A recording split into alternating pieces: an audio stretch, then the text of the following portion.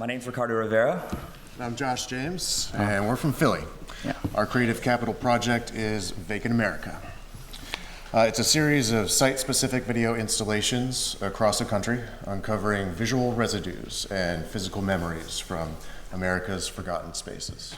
So let's start with what's out there. Ruin porn or urbex, these are established online communities whose focus is mainly the aesthetic of vacant spaces being taken over by time. It looks really cool, I get it. But there's something more and about the discovery of these places that interests us, and we want to tap into that discovery and go beyond and find the stories of these places, the oral history. Someone grew up in that farm. Someone's first kiss was in that movie theater. We want to go beyond just the urban and discover, go into the rest of America and the suburban. Someone worked in that diner their whole lives, and I don't know what's going on with this candy store, but I want to know more. So where do these stories come from? Well, they come from America. So we realized that we weren't the best people to find all of these stories. We'd rather be the stewards. And we want to empower anyone with the tools, a smartphone, or the wits to find these stories about these places. So vacantamerica.org is the hub for this. We'll create tools for filmmakers, community activists, journalists, just people with ties to these places to upload and aggregate audio, pictures, video, stories that they have about these spaces, and then it goes onto the site and populates the map. So we wanted to try this concept with a friend of ours. This is Ben. I met him at Sundance, and it turns out he lives in my neighborhood. This is Bach, a vacant school in Philly. Ben found and interviewed a gym teacher who worked there for several years.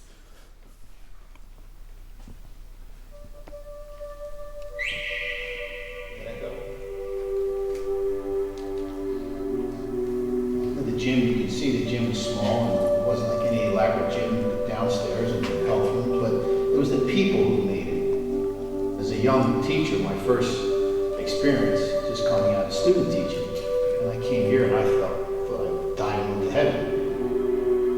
There's life in this building. And there's ghosts in here. There's people who are like here for they could walk here right now and they would get chills. They would get chills. The reason why I'm laughing is there's this gentleman. His name's Fentress. Fentress could go up those roads and down those roads so fast, and I'm going, how does he do that? I mean, he was so strong. He was a little skinny little guy, right? But there are memories you have, something like that. And he saw me, he said, Mr. D. First thing he said, he's definitely in his 50s. He turned and said, Mr. D, how do they close our school? Our school. He didn't refer to my school, our school. You know what I mean? We were all part of that. So that is stage one. Stage two, which I think is where it gets interesting, is where our merry team of projection mappers and digital artists get involved. Once the map starts to fill up with photos and shared narratives, we stewards will begin the curatorial process. We'll be looking for spaces and oral histories that will make sense for projection mapping, because what we want to do is visualize a variety of types of spaces and stories, some funny, some sad, and tour the country, visiting each hand-picked node, and we will project an interpretive visualization of those stories back onto the spaces.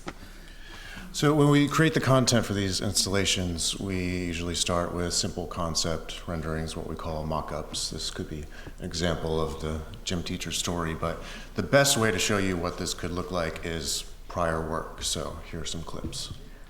Just to set this up, this is the Yard building in Park City, Utah, and the challenge was to create a narrative using the building as a stage or canvas. What's he building in there, which showed at Sundance in 2013, is a great example of this. And you can see how we transformed that space into this weirdo, creepy vibe. But you can see how we use the actual architecture as the staging and embracing the architecture. We really believe in letting the space inform the content. So this was a sawmill originally. We turned it into a mill, but more of a mill that eats people instead of trees.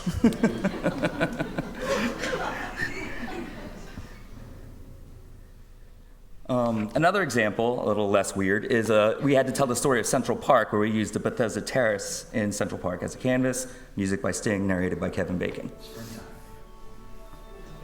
A family from the Bronx watches the Yoshino cherry blossoms drift onto the lake.